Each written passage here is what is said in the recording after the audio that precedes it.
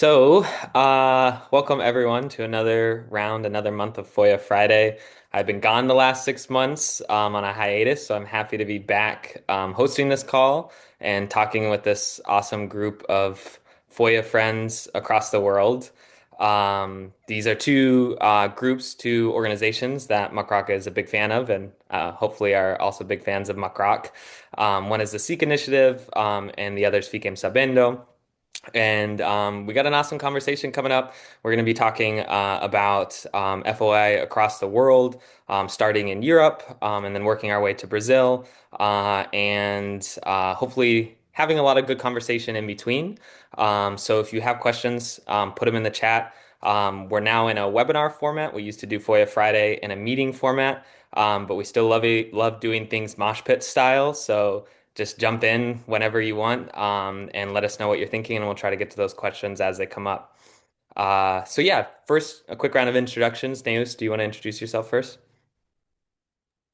Sure. Hi, everyone. I'm Neus Vidal. I'm the executive director of the SICK Initiative, which is an organization that essentially trains citizens to do investigations. And we also work with newsrooms so they can do community investigations with their citizens in their communities. So FOI obviously is a big part of that, but I've essentially been sending FOI requests pretty much across Europe for a while now. So I love it. I'm also doing my PhD on that. So yeah, thanks for inviting me. And it's 7 o'clock in Berlin for Neus, so we are very grateful to have her spending her Friday night with us. Fiquem Sabendo, do you guys want to do a group introduction or one by one, however you wish? I think I can begin, then the guys can jump in. My name is Bruno Morassutti. I am the director of advocacy in Fiquem Sabendo. We are a small NGO in Brazil that works with FOIA here. We file requests to all sorts of Brazilian organizations, public organizations, and public related enterprises. We also work side by side with journalists and educate citizens to better use and understand public data and use their rights to demand information to and against public offices.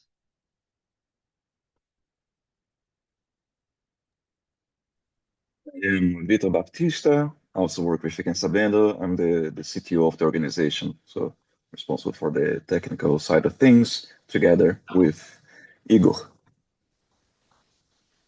I am Igor Laltuf, and I am data engineer at Fiquem Sabendo. I think that's it. Cool. Neus, I know you have a great presentation ready to go to give us kind of an overview of FOIA, or FOI in Europe. Do you want to just jump into that? Yes, let me try and share my screen.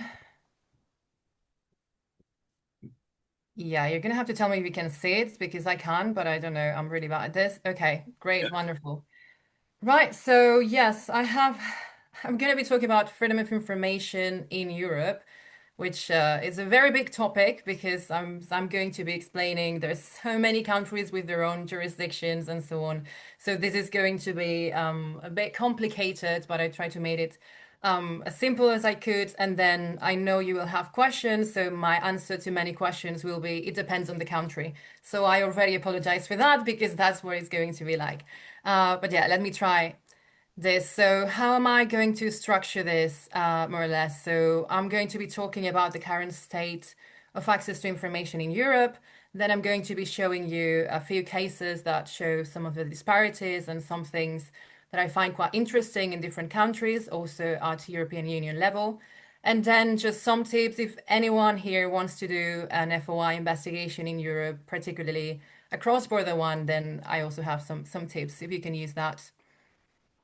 So, how does FOI work in Europe? I added this slide because I know the audience here is mostly not based in Europe, so I'm just going to be, this is the boring bit in which I sort of set the scene, but I will go through this in a minute, so it's fine. So essentially we have three levels for FOI in Europe. The first one would be the national level, and that is the most important one when accessing information in your country in Europe, be it Italy, the Netherlands, and so on. Um, So you just need to know what the law in the country is. Then I will get into details because some countries also have different laws. But more or less, that's the most important level I'm going to be focusing on because we don't have a European Union access to information law. And I've lobbied for that and I've written so many articles about it, trying to get them to do it, but apparently no one is listening to me. So we don't have that. What we do have, because sometimes you're going to be listening to cases that are EU access to information cases. What does that really mean? We have this regulation 1049, which is a regulation on accessing documents by the Council of Europe, the European Parliament, or the Commission. But that doesn't mean that gives us all European citizens the same right to access. This is just for the institutions. And then we've got the Council of Europe to make things even harder, not to be confused with the Council, European Council, yeah, I know. I don't know why they chose the name. But essentially, this is all the countries in Europe. And we also have this Convention on Access to Official Documents, which is known as the Tromsø Convention. And that applies to just I think it's 16, 17 countries that have ratified that. So it's some minimum standards for every country to follow. So this is the state, this is the sort of legal status of how does FOI work in Europe. You don't need to know all of this, but I just wanted to make sure we're all on the same page here. So, what is the current state of access to information in Europe? As I mentioned, each country has its own Freedom of Information Act, and sometimes to make things even harder, we also have some countries that have different FOIs depending on the region where you are. So I'm from Spain. So, for example, Catalonia has its own, or the region of Catalonia has its own Freedom of Information Act. In Germany, each state, well, not all of them have FOI laws, but many of them do. In the UK, Scotland has its own FOI. So that's to say, if just find out exactly which is the law that applies if you're going to be requesting, because that can be a bit tricky. In terms of how do these laws look like, on paper, they're quite similar. So we don't see that many differences. Of course, there's different timeframes and so on. But what is important to know is that the implementation across countries is really, really different. And it really shows that there are some systemic issues. So, for example, when a European citizen in France asks for something, they might not get it. And the same request that's put to the government in Denmark, they will get it. So there's a lot of inequality that way. That really shows when journalists are doing cross-border investigations. So there's more and more of that in Europe, and we do have a lot of difficulties here to do this. Then, as I mentioned before, the timeframes also vary, also theoretically, but what varies the most is, and I will have some examples of this, is how long it takes in practice for governments to answer a request. So in Denmark, you might get the answer in a week. In Spain, it might take you 3 months, even if the law doesn't say that. It's just that we're slower, I guess. So the exemptions, again, we have the typical ones, national security, data protection. Most laws have this. And the appeal mechanisms are quite similar. But as I said, and I'm going to be focusing a lot on this, it's the practice that really makes the difference. And we have a lot of disparities across European countries. So what are those cases? What are those disparities across the European Union, but also some cases that are UK, so it's not just EU. And I want to start with this because sometimes we talk about FOI as if it's just the law, but I think the political context is also quite important. And this was quite striking to me, being based in Germany as I am. The German FOI federal law is already pretty bad. But one of the discussions that was had last year when they were trying to see to form government, one of the things that they were negotiating actually, the same party that is actually now in government, the Conservative Party, was to abolish completely FOI in Germany. So that wouldn't have been on the table just, I think, 2, 3 years ago. But this is something that some governments across Europe are considering. It didn't happen because there was a lot of pushback by activists and journalists and so on. But just the fact that that is on the table by a mainstream party that's been in government, I think it tells you something about how politicians and some governments are thinking of FOI at the moment. Some more examples. This is actually an article that I took from Thebio, which is a Spanish organization that I definitely recommend if you don't know them. Yeah, do follow them because they do a lot of really interesting FOI work, mostly in Spain, but also some cross-border things in Europe. And they did this investigation, as I mentioned before, timeframes in most countries are quite similar on paper. But they found that Italy, Germany, and Spain are actually extremely slow when replying, to the point that you can't even do like a cross-border investigation. In different countries, it might take you just too long. So even if it works on paper, that doesn't really mean it works like when you're doing the investigation. So I have some examples. I'm just gonna, because I don't have that much time, just wanted to mention different things across the continent. But this one to me was just, it kind of shows how FOI is working in this case in Greece.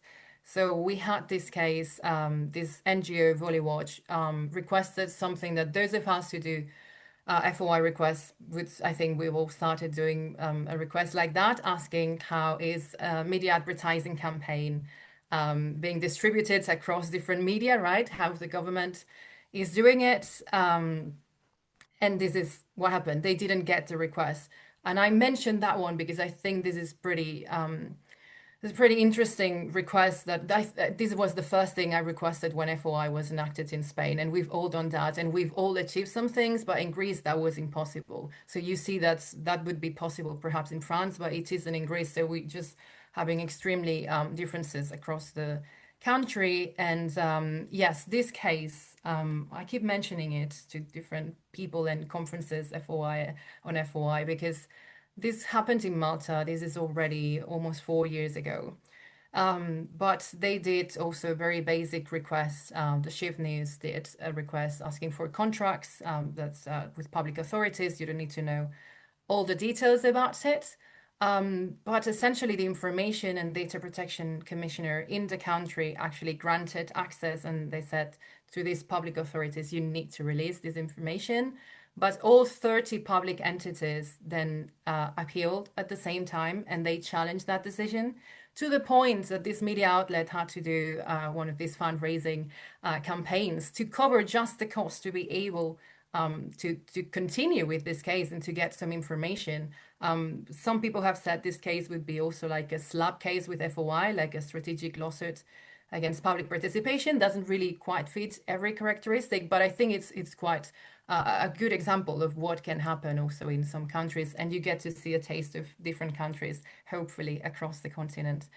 I'm going to move now to European Union level. You might have heard about this case. I don't know how famous it was outside of Europe, but certainly for us, really, really niche people who like FOI in Europe, it was the main thing we talked about for weeks or months. So this is about, I'm going to explain it to you just very briefly. During the COVID pandemic, of course, the European Union was struggling to get the vaccines, and they were talking to different companies, they wanted to get a contract and so on. So eventually, the European Union, through the European Commission, we bought quite a few Pfizer vaccines, and nobody really knew how that deal was done. But one journalist, Alex Fanta, do follow him if you like FOI, he spotted that somewhere on a newspaper they said that Ursula von der Leyen, who's the European Commission president, had been texting with the CEO of Pfizer to somehow close that deal. And he said, well, that's interesting. Let's try and find out what those texts actually said. And because it's a very, very important deal. And he didn't get it. The commission said, no, you can't get that because we don't usually record things that wouldn't be that important, and the text messages wouldn't be that way. So it was all very tricky. And eventually the New York Times, that were actually requesting this, they took the case to the European Court of Justice. It took them a while. The European Court of Justice says, as you can see here, there was no excuse not to publish those text messages. They asked them to publish this, but 3 months later, oh surprise, we find out that these messages were lost right after the request was sent. And this is something that I would also like to discuss with you afterwards, because I think the text and WhatsApp messages and Signal and so on in different countries for FOI, that's going to be something that we're going to be struggling with. So I would really love to hear like where you're based, like how is that being dealt with? Yeah. So linked to that, and you have to allow me because this is something I did. So you see my name in there because I did it with a colleague of mine who is a law professor in Bosnia, Nasir Muftik, and we did this with Fragdenstadt. Do give them a follow too if you like FOI in Germany, very niche, but like they're really good at this.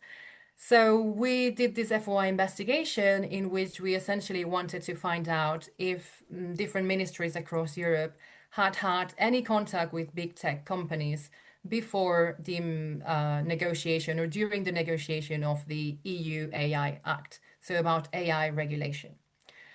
So I'm bringing this up because this was also a cross-border European investigation here. And essentially what we asked was this, the first thing that you see in here, which are the meetings between these government officials and these companies. So we wanted to see the agendas and we wanted to see the minutes of those meetings.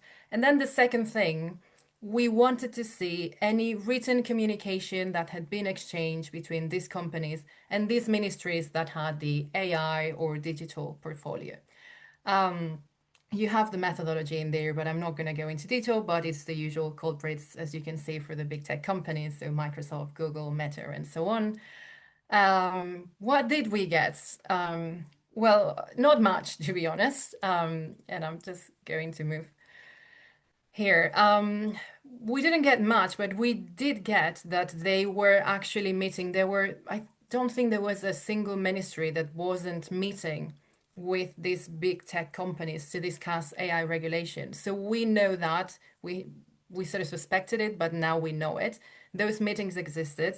Sometimes we got the agenda, but pretty much we never got like we know they existed, but we don't know what they said. So we really can't compare what happened in those meetings with the actual text of the AI Act afterwards. So I don't usually go into that much detail about the exemptions that were raised, but this is FOI Friday, so I thought you guys would understand why I'm passionate about this anyway. So I'm just going to do it. Very briefly, mostly we got the classic personal information. So we know that someone in the ministry met with, say, Google. We just don't know who that person was, which doesn't make any sense because we all know, like, depending on the person who's meeting Google, that actually makes a difference, right? So they wouldn't tell us that in the UK, for example. The commercial interest one, that's an interesting one. In the UK and in Ireland, and guess you all know, but like all these Meta and so on, these companies are based in Ireland for an EU base. So that's where we got this exemption the most, which is that actually sharing these minutes and what they were saying would hurt the commercial interests of these companies. And if you put that on the balance also with the interest of people actually knowing what's happening with AI regulation, I don't know, I'm going to leave that to you, but this is what we got. In here, of course, the classic exceeds the cost limits. Whether that's true or not, no one ever proved it to us. In different countries like Germany, you might need to pay, but we just don't know. So that was pretty much the summary of it. And then the internal notes with no relevant public interest. That was my home country, Spain. They just said everything is internal notes. You don't get anything, which was pretty discouraging, but it is what it is. And yeah, one of my favorites also. The meeting took place, but there are no minutes. Which I don't know if it's true, but then it's more worrying than if there are. So, and you're not giving them to me. So I don't know. Maybe you can meet as a minister, you can go and meet Google, and then there's no minutes of it. But whether that's right or wrong, I don't know. So that was the summary pretty much of what we did with this. And through that, I thought I'm going to share this with you in case anyone wants to do an FOI investigation in Europe, what I learned from this, what we learned doing this, and some things that I would and frankly wouldn't do. So don't do them. Just going to give you that. And I will finish with that, Dylan. So yeah, just a couple more minutes. So yeah, send only one FOI request at a time. That is the main thing I think I would have done differently because we sent, as I mentioned before, two different requests to the same ministry saying one for written communication, the other one for agendas and so on. That was a mess because many ministries sort of merged them and they used one exemption that would only apply to one for both of them. And sometimes they forgot that we had sent two. So if I were to do this again, I would completely do it in a different way, just focusing on one question.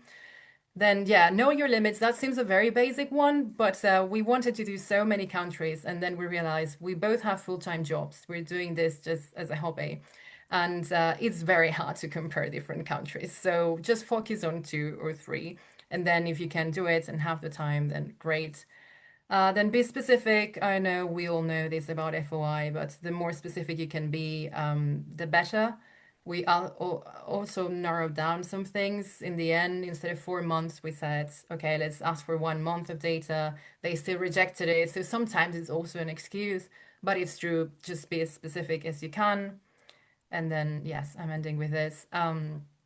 Be prepared for the national differences, but like really prepared. This is so different in the way that you can request information. So in the UK, you could just send an email right now, wherever you're based in the world. You just need to give them your name and they will answer. But in Spain, you need an electronic ID or some sort of identification. So if you're not a resident or not Spanish, I don't even know if you can actually do it. So that's quite complicated.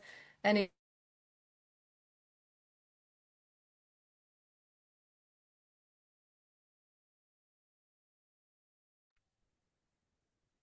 Did anyone else just just need lose? to, yeah.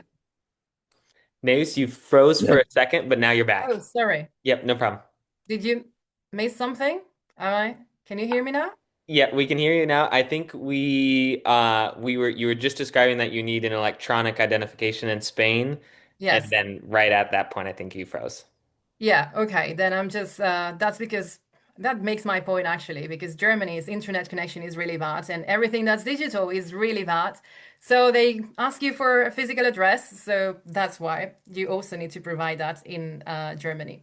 So with all that, start creating a database from the beginning. I know we all do this. We all have this database of like an Excel of like when FOI requests were due and so on. But do it when you're dealing with different countries. Otherwise, it's going to be a mess. And you're going to miss the deadline, as we did in a couple of occasions, because we didn't know exactly the time frame. And then we missed the deadline to appeal the decision because we didn't track it the right way. So do that. And I'll finish with that one. Just find international allies. You might think you can just translate it. No, you can't. You need to know who to send it to, find a local person. If I can help in anything about Spain, just let me know. I've done it many times for other people because you will need it. You won't be able to do it on your own. And I think that's pretty much it, the summary of what I had to say. Yes, this is me lobbying for a European Union access information law, but you don't need to know this. I just keep pushing for that whenever I can. And yeah, that's it. Happy to answer any questions and talk to you guys. And if anyone wants to get in touch, here are my details. Awesome. Thank you so much. Before we get into Fiquem Sabendo, we'll stay a little bit with Neus. If anyone has any questions, drop them in the chat right now. I have a question though to start off because I think what you were saying about the not just the country, the differences in national laws, but at a regional level, the difference in laws or even practices is really interesting because I think this group is thinking about very large groups of people amongst very large spaces. Like Brazil is gigantic, the United States is gigantic, the European Union is gigantic, and these are lots of different states and local and administrative or municipal governments.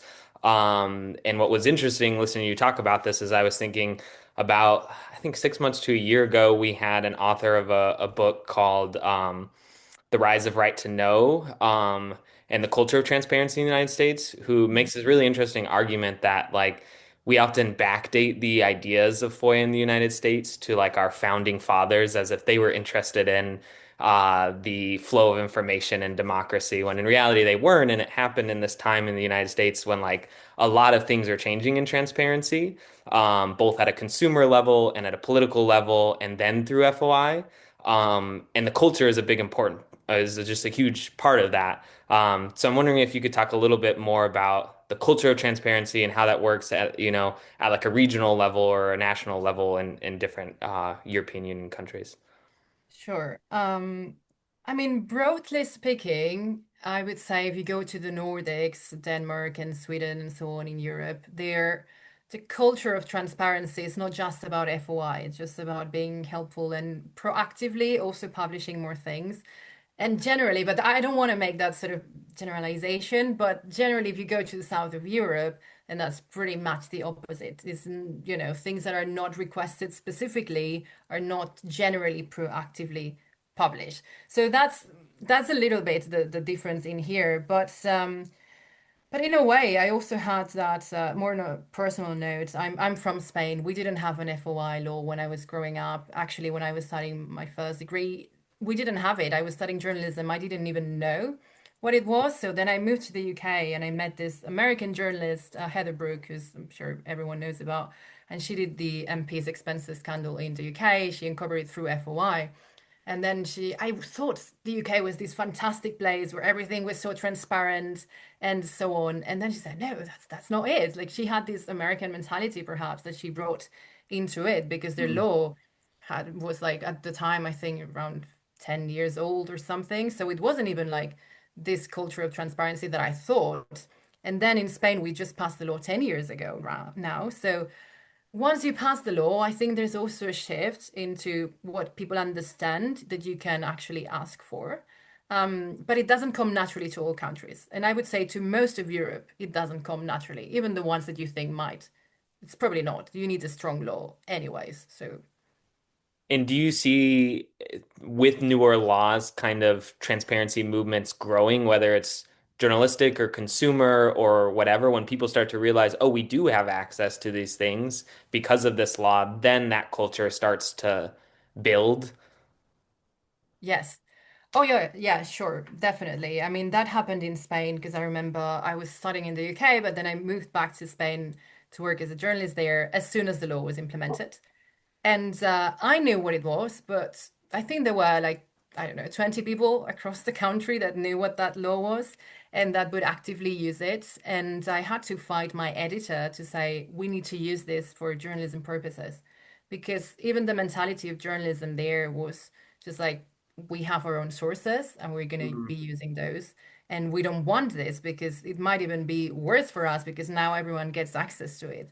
So there's a shift in the mentality, and it took a long time. And in fact, I did it also on a personal level. A lot of people saw me publishing things through FOI. So they came to me, even politicians and like counselors and so on, like, how do we do this? So I set up this initiative also to help people request because nobody really knew about it. And in 10 to 15 years, this has changed so much, but it just takes time. I think it's you need to have it and then you need to have people also that use it very often. And I've seen this across the board, but it's not automatic. It's not going to be from day one for sure. Absolutely. We have a question that came in from Sam who asks, is there no way to send one generic EU-wide FOI request then based on your presentation? It seemed like that's not the case, but I was under the impression that it was possible through the EC. Um, no, I mean you can send depends on what you want to ask and to whom. So you can if you want to ask the European Commission for something, then you can send the request to the European Commission. But if what you want to know is something that's happening in the country, specifically that it's a public authority in Spain or in France and so on, no, then you can't use that law. You need to go through the national laws. So, yeah, if you want something about the institution itself, the EU as an institution, yes, not the EU as a sort of like a thing that covers every country. No, sorry.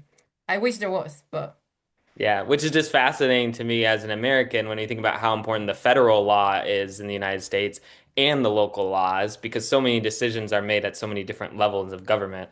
To have a level of government at a federal yeah, level coordinating amongst states and not be subject to FOI or not have a strong FOI law is kind of mind-blowing.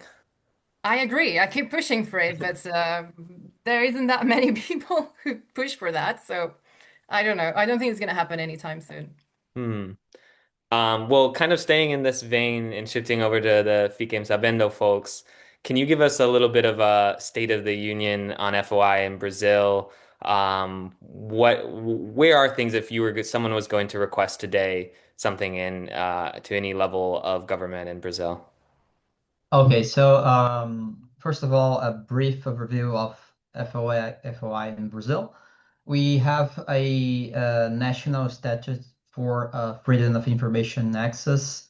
It is enforced in the national government, federal government, the state governments, and the city level governments. So what I mean is that you can file a FOIA request using the same act to 27 states and more than 5,000 cities across Brazil, which helps a lot. Our FOIA also encompasses the executive, legislative, and judiciary branches of government. So it's easier to request information using the same reasoning. And it encompasses also state enterprises, and I don't know how you call it in English, but it's those quasi-autonomous, non-governmental agencies. That's it. There's That's the exact word. And it's funny yeah, because it's funny in English anyways. And I'm like, yes, quasi it's another word. non-governmental agency. And it's like, Yeah, I could hear that and not, like until I looked at the definition, I have no idea what that means. yeah. It's some sort of public-private organization, and we have several of those in Brazil.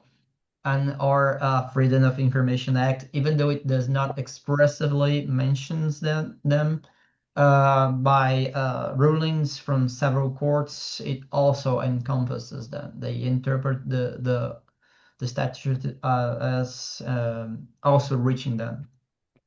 So our law it divides our transparency in two big areas: proactive disclosure and the right to demand the information. Proactive disclosure, we have several laws that create a set of minimal information that must be publicized by every branch and state level, federal level organizations. So we have the salaries and pensions of everyone, not just the high employees, everyone from the lowest intern to the highest minister. Everyone is mandated to disclose their salaries and pensions, and even from retirees, we can know how much is being paid. We have access to procurement data and contracts, so every kind of acquisition or service that is contracted by the government, we can know every detail from it, as from the beginning of the procurement process to the execution of the contract. We have access to receipts and invoices. We have the right to access this. We also have the right to access subsidies and benefits to individual enterprises and NGOs.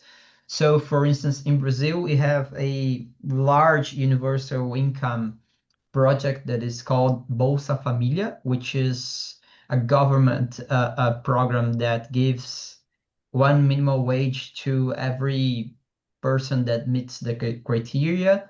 And we have the right to know the name and the sum that is given to everyone.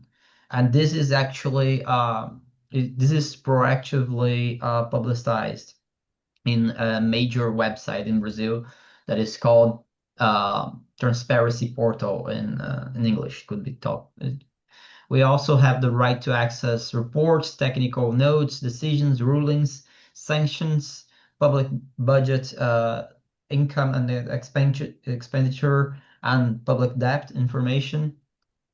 And on the side of the right to demand information, we have the right to demand information and not just data and documents. This is very important because not only we can request anything that is withheld or created by the government, but we can also ask information, for instance, that will not be or may not be registered in a document. So let's say I wanted to know how many toilets there were in a public building. I would have the right to know, even if the government does not have the project of the building to give it to me. So we can be very creative requesting information because Brazilian Freedom of Information Act gives the citizenry the right to somehow audit the public organizations. So not only can we demand the information, but also ask why they don't have that information and what they're doing to maybe solve this problem if we can relate a in any act or a statute that they should have that information. So several times we asked, oh, so give me this report, but if you don't have this report that is mandated by law, explain me on why you don't have this report and what are you doing to make this report available and who is the person responsible and what is your schedule to make this a report available. So it's a very strong law in this matter, and it gives us the very large opportunity to make the lives of some public agencies miserable because of this. Um, so our act also is very broad on who can request information. It says that any interest party, sorry, any person can do this. So when it says person and not citizens, it allows for both nationals and foreigners, and for the natural persons and corporations and NGOs to file freedom of information requests. This is important because, especially on the subnational entities, state level and city level, there were previously several setbacks to make requests of information in Brazil. It also it says that any channel reasonably available can be used, but it mandates every branch of government to have a electronic channel to receive a request. And this channel must also not only give you a receipt of this request, but also allow you to know what is being done with your request so far. So if they go from branch A to branch B, you should be able to know if your request is going through the channels to be answered. Also, it expressively prohibits public organizations to ask on the reasoning or why you are asking for that information. This is very important because many times this was previously used to deny information because, for instance, you say you are a journalist and you're doing a piece on this subject, and it was very usual for government to deny information on that grounds, even if there were no law that allowed this. So by Brazilian FOIA, the government is prohibited from asking this. You have also by law 20 plus 10 days to receive your first answer. And this deadline is very strictly followed in federal government. You receive in 30 days, so more or less, your first answer. And you have the right to appeal if the answer is unsatisfactory, not only a denial. This is very important because your answer can be incomplete, your answer can be generic. It not always was going to be a plain and direct denial. And this is because it allows us to follow on the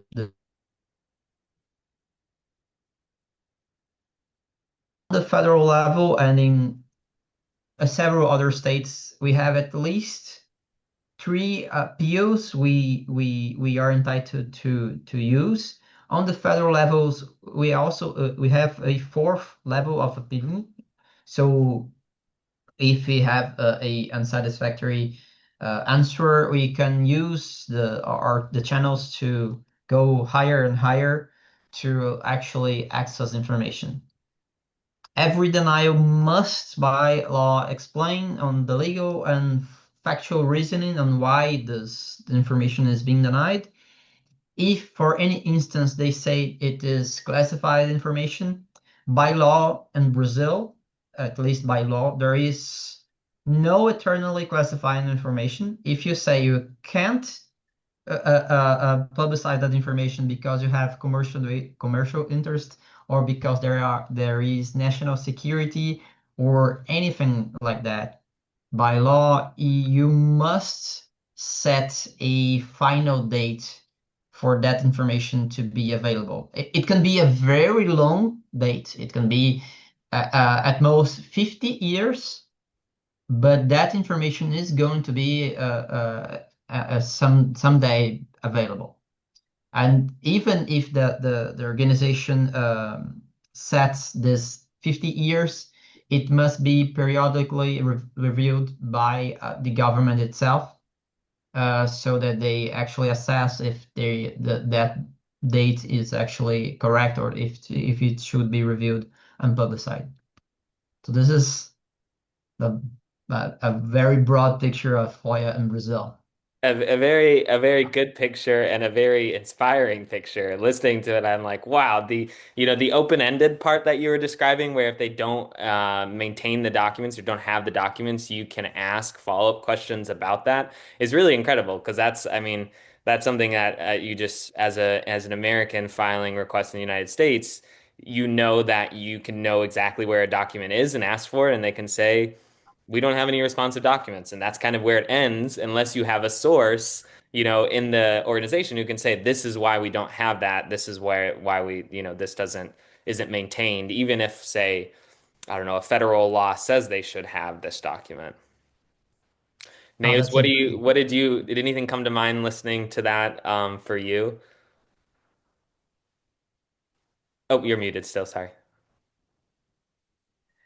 Sorry, again, because I'm thinking like we have different, like I'm thinking which other countries in Europe that would have something like this, but it's so different. So I'm not shocked about it. It's just it might depend on like different European countries with different things. So yeah, it just feels like completely normal, depends on where you are. So I can give you like for sure this is something that's happening. It will depend, but yeah, it doesn't sound really weird to me. So. Hmm.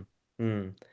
And do you have any, I don't know, recent cases where you used that mechanism where you could follow up and ask related questions if they didn't maintain that document and it resulted in something that you're like, oh, that's Yeah, important.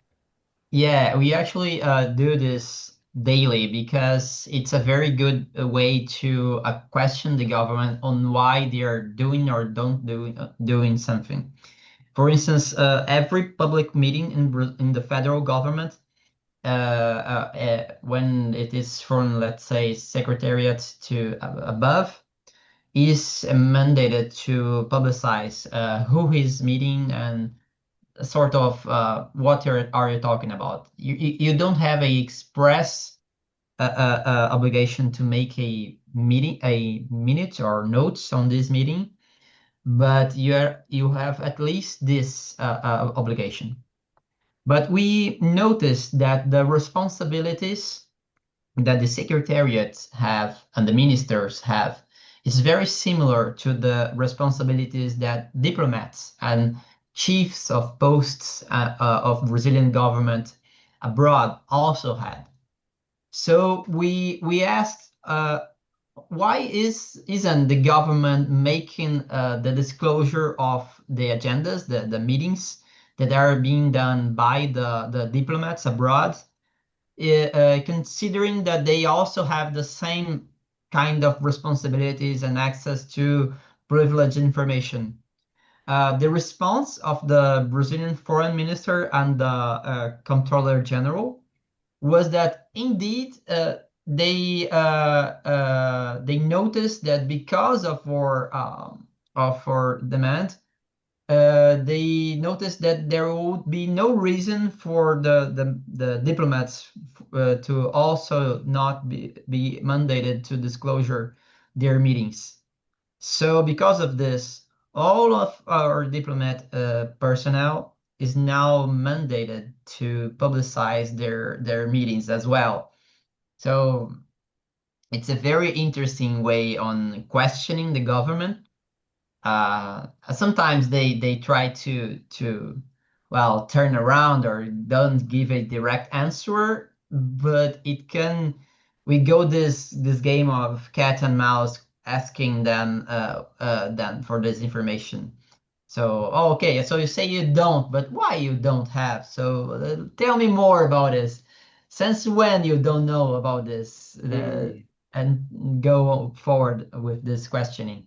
Yeah, which I think gets at something that's like I think whether it's Neus or me or you or anyone on this call, we're always thinking about like transparency, but like what transparency could be if it were actually an intervention, like it were not something that happens after the fact, but that you like you could say, like you were saying, could actually ask them why they don't have this in a way that helps them learn that they need to keep this and provide this to the public in these ways. We had a question come in from Michelle in the chat who asked, do the laws in Europe or Brazil cover information on policing, such as discipline, training, and standard operating procedures? For Europe, I assume it's country by country. Do both of you want to take a stab at Yeah. that? I'm sorry, again, it depends on the country.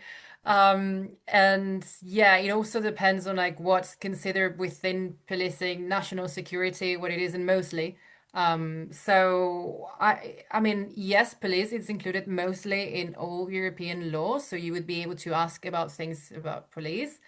But the specifics of the thing would probably have to do with that, whether national security applies and so on. And then again, yes, I'm sorry, each country would do different things. I'm sorry, I keep saying it, but it's just going to be like that for a while. For example, I'm wondering, I lived in Germany for a while and I was covering some climate protests at the time. And I remember a one of the protests I was covering, I was there with another journalist and someone from the basically like a German higher level German police, the Bundesamt, had just a huge lens and was taking pictures and was taking pictures of me as a reporter. And I was like thinking later, like, oh, that would be interesting to request that. Like, what came of that investigation that they were doing at that time, or those photos of me and protesters they were taking? What would that process be like in Germany, for example? Do you know?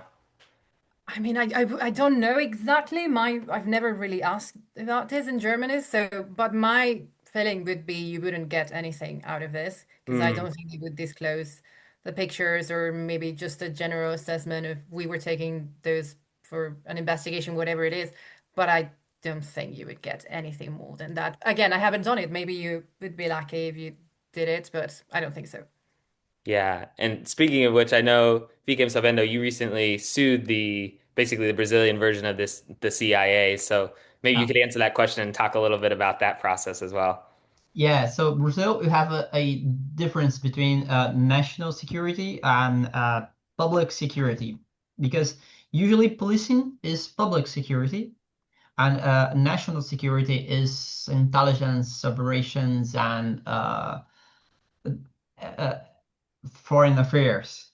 So there is this difference in by Brazilian doctrine on how you should treat this kind of information. So disciplinary information against police is now more easily available on the federal level. You can have access to any sort of disciplinary procedure against federal police if they are concluded. You have the right to access. If they are ongoing, you don't have a right in general to access. Maybe there are some times that the government actually opens or publicize the procedure if the case gets too much heat, but usually they wait for the procedure to end, and then they publicize if whether if the policeman was sanctioned or not. It doesn't matter the result. You have the access to access at the end. But on state level, Brazil, we have federal and state level police. On the state level, it's harder because there are lots of corporation and lobbying interest by Brazilian policing organizations.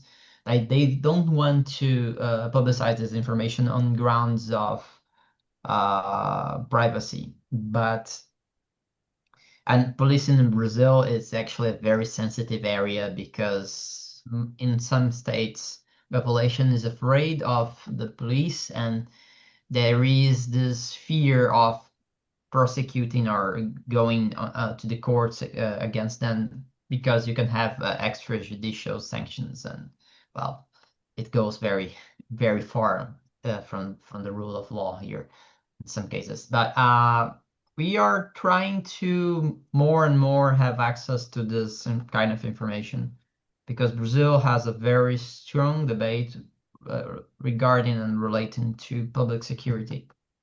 So, and I believe that on the next years, we're going to have more access to information of policing in general, because this is a very important field of discussion by Brazilian media and even by Brazilian politicians.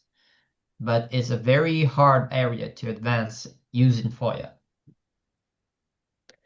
Yeah, and I think every journalist on this call who lives in the United States would say the same about American police as well, is even when the laws exist, that doesn't mean that every agency wants to comply with the laws. And yeah, I mean, speaking of which, of complying with the laws, can you talk a little bit about the CIA case as well, or the Brazilian version Yeah, of the CIA? actually, what happened? But Brazilian law, there is no eternally classified information. And when the Brazilian law was enacted, it says that starting from this law, every document that is classified should be reanalyzed, and if it does not if it is not classified 4 years after this law, it should be made public. So Brazilian intelligence agency did not did this on the deadline that was set by law. And there was another batch of documents that they actually did this and said it should not be, it could be publicized 5 years from the enactment of the law. So we waited for the deadline, and the day after we demanded those informations using FOIA. And they creatively created another a reasoning, completely legal reasoning, using a law that was enacted during the military dictatorship to don't publicize that information. So we sued them and said that, well, you don't have the right anymore to classify this information. You had the right to do this when the law was enacted, and you have the right to say that maybe you need more time for this information to be made restrict. But if you deliberately set a deadline, you are entitled to you must observe this deadline. So at first, we on the first level of the judiciary, we the judge did not receive our motion, but when we appealed, the appellate panel gave us a unanimous ruling saying that we had the right to access that information. And they now are appealing to the Superior Court, but it's going to be an interesting debate. Maybe when that debate comes down, we'll have you back on to talk about it. I know we're Yeah, getting close to time here. Does anyone have any other questions? Drop them in the chat. It's getting late in Berlin on Friday, so we don't want to keep Neus too long. But Neus, do you have anything else you want to highlight or leave the people with? I actually had a question for Bruno, if that's okay, because you mentioned, I thought it was really interesting, that there's no need when requesting in Brazil to give a justification essentially on why do you want that information, which to me that's quite interesting because I had the same issue in Spain when we enacted the law, specifically the Catalan one, which is the one I use the most. um, I had this sort of British thing of I don't need to give a reason, and I didn't want to give a reason, and they didn't ask for it. But then when talking to the information commissioner and so on and appealing those decisions, they always said, actually, it might help with your case if you just give us that reason and the public interest and so on. So I still don't do it, to be honest. I only do it if I appeal and the thing goes forward. But I was wondering whether you've had to do that at some point and like whether that helps or it doesn't, or you just never do it at all. There are cases that I make the difference that there is explaining the reason and there is explaining the law. And sometimes I don't explain the reasoning, the why I'm doing this, but I explain the law. So I say that, oh, there's not only Brazilian FOIA that says I don't have to give it, but also other statutes help on my case, or there are case law that I can use to enforce, to give a stronger argument on why I have the right to access this information. So I have this difference on because I don't usually like to say only when they sometimes there are guys that actually want to give the information, but they are in trouble on understanding our requests sometimes, and are very specific agencies that have the goodwill in doing this. They call us on the phone and asks, oh, so I was trying to give you this information. But which thing do you want specifically? So if it goes like this, sometimes oh, don't worry, I don't need this because I'm doing a report. Don't bother with the rest, and it's okay because it helps sometimes. But I only do this when I sense that there is no bad faith on requesting this information.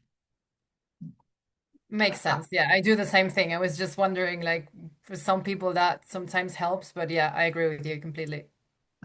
Dylan, I think that Igor and Vitor had a few websites and data they would like to talk about it very fast. Do you think we have time? Yeah, I mean, I'll hang on. If anyone wants to drop, you can go ahead and continue on your afternoon, but we'll hang on for a little bit longer, and I'd love to hear about it. So go for it. Okay. So our job as a tech team is to scale up capabilities of the advocacy work. And Fiquem Sabendo has filled almost 6,000 FOIA requests since 2023. At our peak, we submitted like 270 requests in a single month.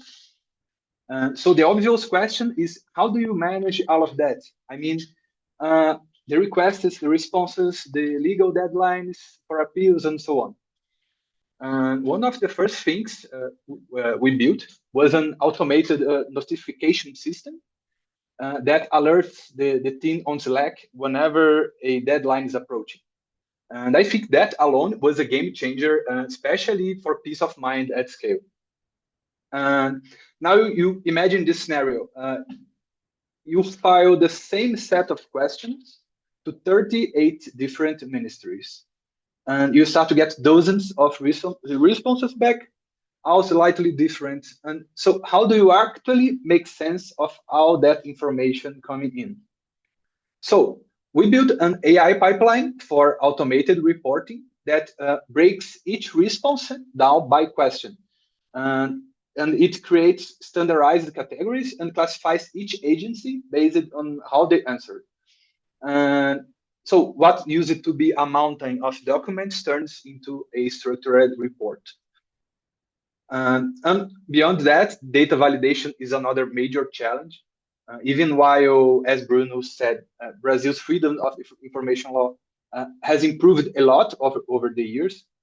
And once you go down to the subnational levels, like states and municipalities, the quality of the responses drops significantly. And we found major gaps mainly in data for fines for environmental violations. And we did a report flagging those problems. They came from Brazilian states, so the quality isn't the best. These were very basic data quality issues, like they did not have data dictionaries or no explanation of methodology, no indication of where the name numbers came from. So all this kind of problem. And on top of that, many responses still arrive in formats that are not machine readable. And to deal with this, we use techniques like OCR combined with regex to do the parsing. And more recently, of course, AI tools such as Cloud Code and so on. Of course, it's important to say that there is a lot of valuable data already available. If you are interested in deforestation in the Brazilian Amazon, or for example, INPE publishes satellite-based data on vegetation loss and things like the annual deforestation figures and the near real-time alerts. IBAMA has also a data set where you can look up companies that have been fined for environmental violations. So I think these are exactly the kinds of questions that open data, and of course, combined with the strong technical infrastructure, allow us to investigate that Fiquem Sabendo. That's awesome. It's really cool to hear about one, just like the pipeline for requests and then the flagging of the data that comes back. Because that's half the battle as well, as like you can file as many requests as you want and then they come back and you're like so excited to get to reporting or to, get to the analysis you actually want to do and everything looks completely different and not the way you were hoping it would be. And yeah, it's cool to hear about the environmental data sets as well because a couple people on the call, I know at least Sam Shramsky, who's on the call, covers environmental issues and works with journalists internationally. So I'm sure that stands out to him. Yeah, Vitor, anything you want to add to that? Um, Not really. It's just that this system that we're still developing because I mean all these new tools that are becoming available, right, with the AI and whatnot, and this challenge that Neus also had, like multiple different responses and whatnot. I think in her case even worse because the responses are from different countries, different languages, and like so another level still dealing with just Brazil. Um, but the pipeline, like creating the spreadsheets to monitor the deadlines, then how to organize it, like with a folder Google Drive where we organize by public body and like what was the response, and then it's based on this organization that we have this AI that goes walk through all the responses and builds the actual report of like, okay, those public bodies answered these questions, this one did not answer those questions, and whatnot. Um, Still, like the world is changing very quickly with all these AI tools. We're looking forward and figuring out how to do that because we always like nonprofits, NGOs, we're very limited in time and human resources, right? Yeah, totally. I mean, Igor mentioned using OCR and regex, and I was like, yep, I'm right there with you. Like always come back to regex. As much AI as there is, like sometimes it's just a regex answer. Um, Anything else that anyone wants to end up on before we close out our international FOI rock tour for today? Cool. Well, thank you so much again, everyone. Neus, Bruno, Vitor, Igor. It's been awesome to have you on. And thank you, everyone, for joining us and asking great questions and staying engaged. I really appreciate it. Thank you. See ya. Bye. So, bye Bye bye. bye. Happy Friday. Happy Friday.